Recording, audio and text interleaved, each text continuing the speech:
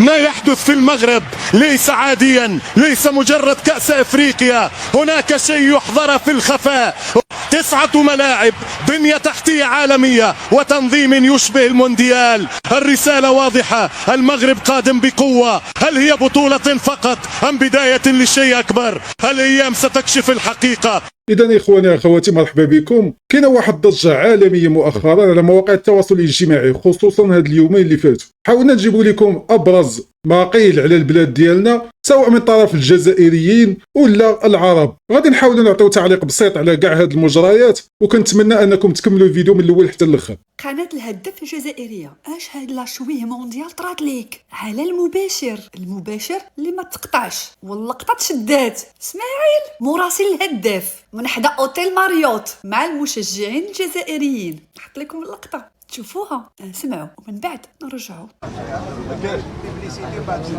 يا صاحبي ما كاش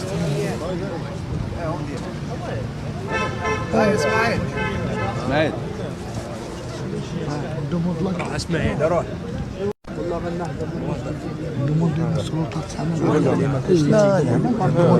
شوف كيفاش كيدويو بحال الا كيجهزوا المعركه، شنو دايرين خطه وكيتفقوا شنو كيقولوا. شوفوا اخواني، غير من هادشي كتبان العظمه ديال المغرب، كيفاش اي واحد كيتربص ولا يحاول يتربص بالمغرب والمغاربه ولو على ابسط الاشياء. هذا نسى راسو راه صحافي. نكملوا اخواني.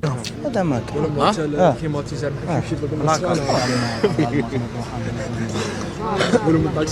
نهضروا على الماتش الواحد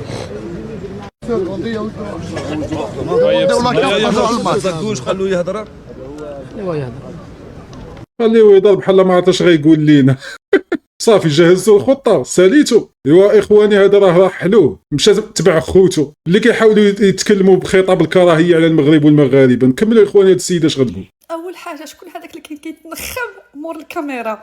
ثاني حاجه كتقولوا نتوما المشجعين شنو يقولوا شنو ما يقولوش. اويلي ممنوع يطلبوا من السلطات. عرفنا حنا التذاكر جايين من الكاف، عرفناهم ولكن ما تقمعوهمش. اويلي ما عندوش الحق يطلب من السلطات شي تسهيلات باش يتوصلوا بالتذاكر، شي تدخل على السلطات الجزائريه. ما خصهاش تذكر في المغرب مخلوعين الرعده. قولوا هكا وما تقولوش هكا. انا باقي عاقله في الاولمبيات في ماتش المغرب وميريكان كان مشكل التذاكر، درنا فيديوهات. ما طلبناش الاولمبيات بالتذاكر، طلبنا القجاع، تدخل القجاع او تدخل الملك. الجاليه المغربيه بغات تحضر تشوف المباراه، من بعد كانوا تسهيلات والحمد لله. شي النظام الديكتاتوري كيفاش كيبان. ابسط المعاملات عندهم كيتعرضوا للعنف والديكتاتوريه. السلطات واللي ما خصنا ما يقدرش يجبدوا على فمه. يلا ابسط الاشياء ما قادرش يطالب بها. عادي ما فيها حتى شي حاجه.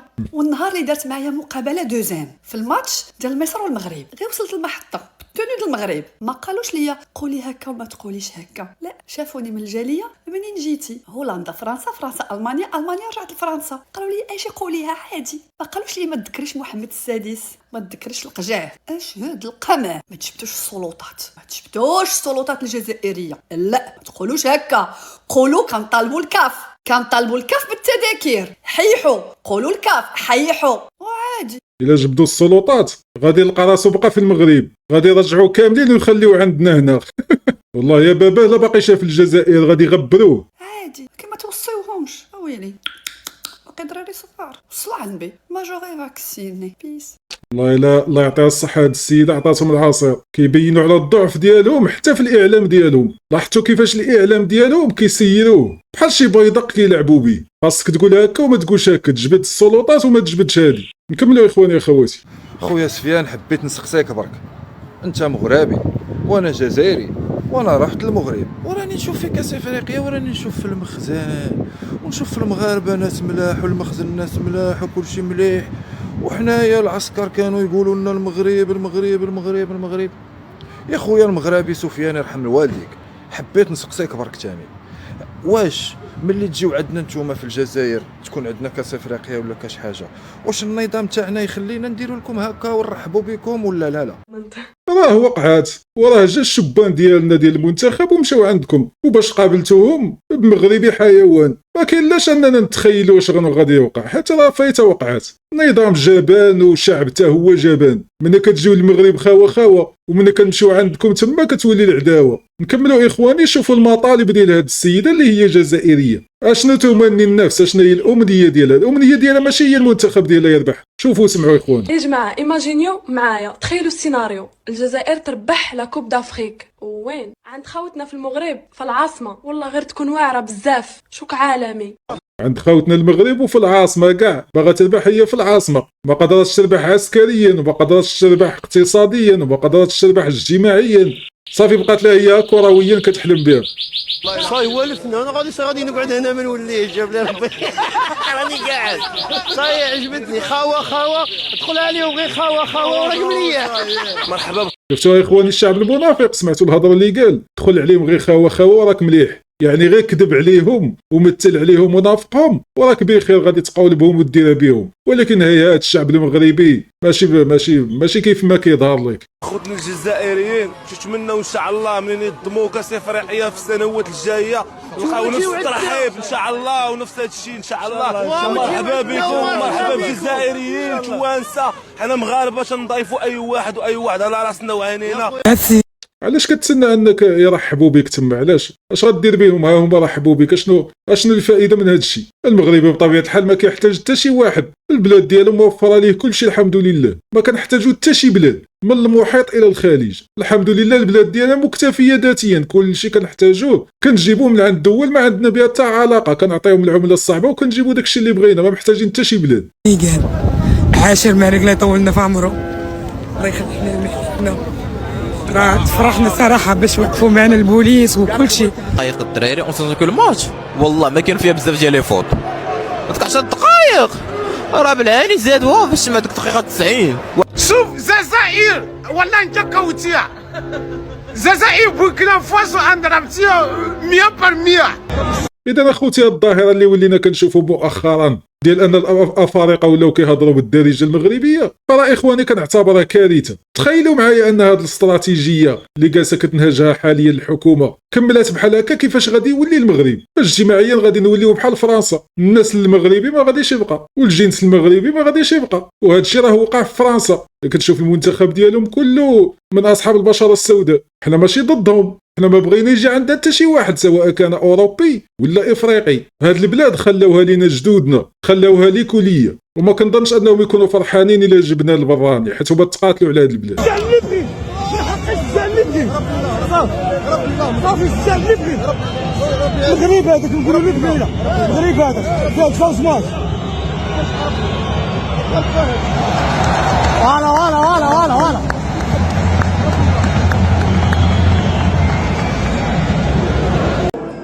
اذا اخواني باش نشرح لكم شنو وقع في هذا الفيديو، فهاد السيد كان كيشجع بوركينا فاسو في الماتش ديال بوركينا فاسو ضد الجزائر، ولكن كيخرجوا ليه بعض الجزائريين وكيحاولوا يمنعوه انه يشجع، يسحب ليهم داكشي اللي عندهم تما ديال القمع، بغاو يجيو يطبقوه علينا. فاخواني تبعوا اخواني هذا السيد اللي كيشوف هذا المنظر اللي في المغرب اللي في مولاي عبد الله، وبطبيعه الحال وجهه كيبين بانه منبهر بهذا الشيء اللي عندنا، وغادي يحس بالاحساس اللي كيحسوا المغاربه من بعد ما كيسمعوا النشيد الوطني.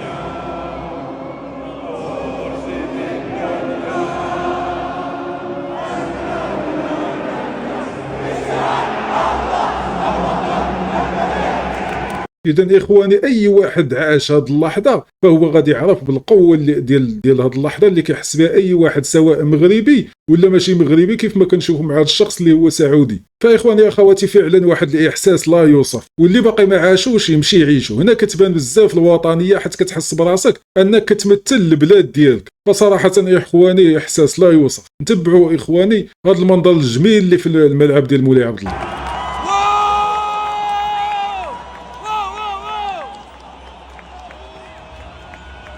اخيرا لحقت على النشيد الوطني. والله يا خوتي نحسب روحي في السويد ولا في ألمانيا ويقولوا عليها الزريبة.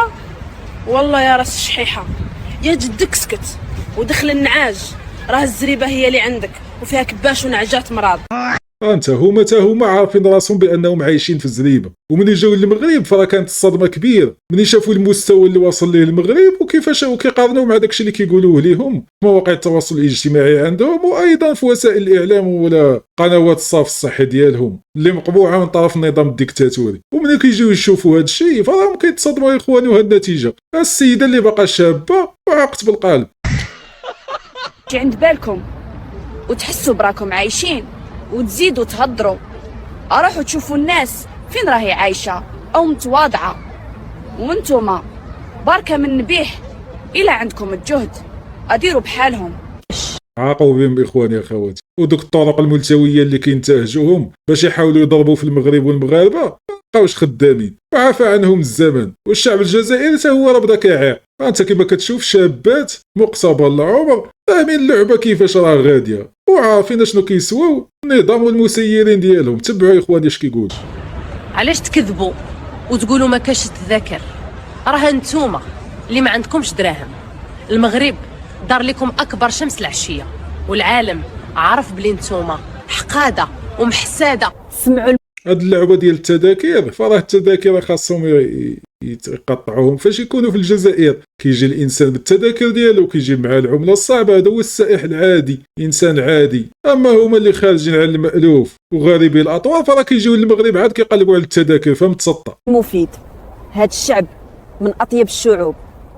المغربي سير عنده وانت بجوع يعمر لك كرشك، ولكن اياك تدوي عليه بالشر راهم ياكلوك. ديما مغرب. From stadiums that roar with passion to streets alive with drums and dance. هنا تتلاقى إفريقيا كلها.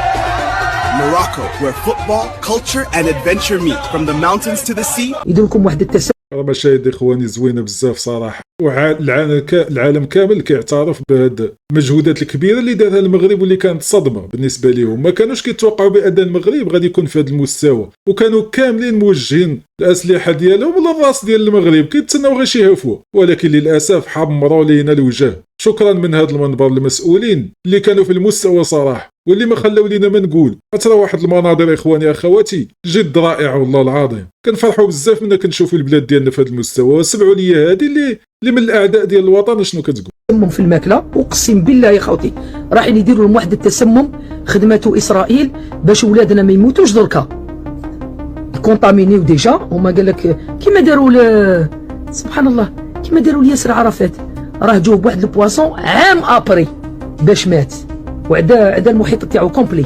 عام ابري راح يرهجوكم في الماكله وكل شيء. شوفوا كل مروكي فوق مملكه الزريبه يخدم على المخزن. تلحق تشد مد يا احمد دير لكم قدره سبيسيال راح تفوت الكوزينه وتشوف تاكل.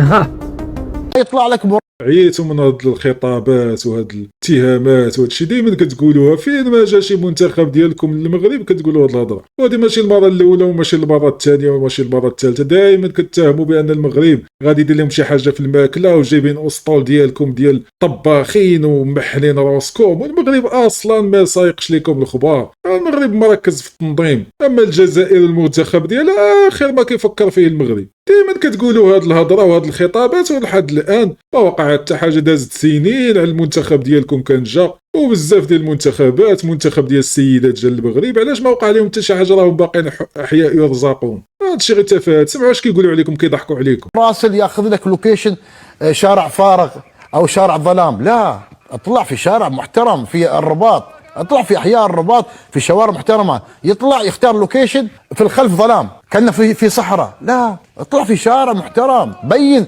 المعلم الجميل في الرباط او حتى المناطق الثانيه. انتم تمثلون قناه رسميه او موقع رسمي. عاط المغرب حقه من حيث الاخراج او حتى الحضور او حتى الشوارع. لا تطلع في صحراء والله انا كمراسل والله التغطيه كذا كذا، لا لا لا، اطلع بشارع معين في ملعب معين محترم تدل على النقل الحريص من القناه تجاه هذا البلد. والله الا كيضحكوا عليكم بالله، والله الا اعلاميين ديال دول اخرى كتفلى عليكم وكتضحك عليكم. لاعب ولات مفروشه وكتبينوا على المستوى ديالكم، كتبينوا على العقل الطفولي ديالكم كيفاش كتفكر. بطبيعه الحال انت منك كتمشي لشي بلاصه اللي هي نائيه وما فيها حتى شي بوله، راك كيسحب لك كضر المغرب. الا كنتي انت عدو للمغرب فراه كاينين الاف الصحفيين اللي كيغطيو هاد التظاهره، ما محتاجكش المغرب اصلا. شغاله من سنوات طويله على هالحدث. اعطي كذلك المغرب حقها في هذا التنظيم، ولا تصدر الاخبار المغلوطه او حتى بعض يعني الجمل الغير صحيحه من بعض الاستوديوهات او المراسلين او حتى المذيعين. هذا عيب. عطى البلد حقه بصراحه. كنا ندعم المغرب وكنا مع المنتخبات العربيه، ولكن الاخبار هذه لا والله زعلنا بصراحه. كيسحب لهم كيضربوا في المغرب وهما راه كيضربوا غير في ريوسهم. لو كيولاو كيبانوا، شوف الوجال ديال الجزائر كيولى كيبان في الخليج وفي المنابر الاعلاميه الخليجيه، راكم كتضربوا غير في ريوسكم يا الاغبياء. المسابقة طبعا لن نبدأ بتشكيلة المنتخب الجزائري، لأنه المنتخب الجزائري في بلده على أرضية ميدانه وأمام جماهيره. نبدأ بإكرام الضيوف. ضيوفنا اليوم هم بوركينا فاسو الذين يلعبون اليوم بيرفي كوفي في حراسة المرمى، ستيف ياغو على الجهة اليمنى، أرسن كواسي على الجهة اليمنى. بغا يدير ديك اللعبه ديال فوزي القجع فاش قال لهم المغاربه الجزائريين ماشي ضيوف، او بغا يرد علينا زعما هذا حفيظ الدراجي من اكثر الحاقودين على المغرب والمغاربه، ومعلق ديال بين سبور اللي ما كيعرفوا. نكملوا اخواني تبعوا معايا. على بالي بلي المغرب زعما هاربين، مي كي جيت والله غير خلعت. انا عجبوني لي زانفراستركتور لي ستاد، الله يبارك ان شاء الله. والله غير المغرب استقبلونا طري بيان وعندهم الشعب هايل الله يبارك. دونك هنا اللي عرفتهم مليح والله يبارك. الشعب عجبني بزاف الله يبارك، ربي يخليهم ويزيد لهم ان شاء الله. Arrivé au stade Moulay Hassan Stadium. Le stade il est magnifique. Il est magnifique. On est accueillis dans de très bonnes conditions. شفتوا يا اخواني يا اخواتي كيفاش كيجيو كنتهلاو فيهم وكيمشيو فرحانين واكلين شاربين. بزاف منهم لقيتهم كياكلوا وكيشربوا يضيفوا من المغاربه وسط ديورهم. واكثر من هذا الشيء كيبان الفرق بين الشعبين. اخواني يا اخواتي المغاربه شعب مضياف لا ابعد حد. فرق كبير بين حنا من مشينا عندهم وهما من جاو عندنا، لدرجه ان بعض الاشخاص تصدموا في المعامله ديال المغرب، تصدموا بان المغرب ما حاسدهمش وما كاينش حزازات بينهم بين الجزائر والمغرب. تبعوا معايا يا اخواني. الافتتاح ما شاء الله، الافتتاح في القمه، والملاعب عندهم شابين الله يبارك. ما لازمش ماشي انت اللي نحكي عن الناس تكرهها الدوله هذيك تكرهها، ما يهمنيش انا انت تكرهها. علاش تحب دائما تشوه الصوره تاعها؟ نورمال، قول الحقيقه، قول الحقيقه حتى وكان تكون مره نورمال.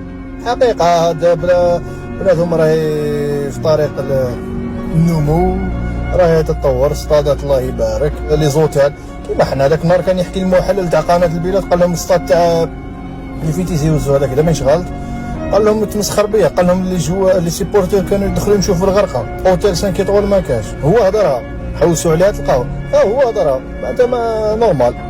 يا اخواني فاش كيعترفوا بك الاعداء فهذه اكبر ضربه للنظام الجزائري الديكتاتوري صراحه. فاش كيخرج مواطن من عندهم فهنا كتبان الدبلوماسيه المغربيه والقوه ديالها والسياسه المغربيه صراحه ترفع لهم القبعه. هذا الشيء واعر بزاف، واصلا رغم انفهم يعترفوا. فاللي ما كيعترفش هو جاحد وما باغيش يقول الحقيقه وصافي. اما الحقيقه راه باينه. في شمال افريقيا هما راهم الاولين، بعد تجي الجزائر بعد تجي تونس.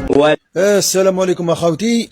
الحاجه اللي لاحظناها في المغرب وما شفناهاش في مواقع التواصل الاجتماعي، علاش ما هضروش عليها في مواقع التواصل الله اعلم. الحاجه اللي شفناها بزاف في المغرب هي الملاعب المغربيه. والله صراحه انا بصفتي جزائري شفت الملاعب المغربيه والله العظيم غير تحفه. ارضيه الميدان والله العظيم غير ما شاء الله، ملاعب عالميه والله والله العظيم غير ملاعب عالميه. يعني المنتخب الوطني الجزائري لعب اليوم في ارضيه ميدان ما شاء الله، يعني ارضيات عشب يعني ما شاء الله، يعني ملاعب مغربيه في القمه.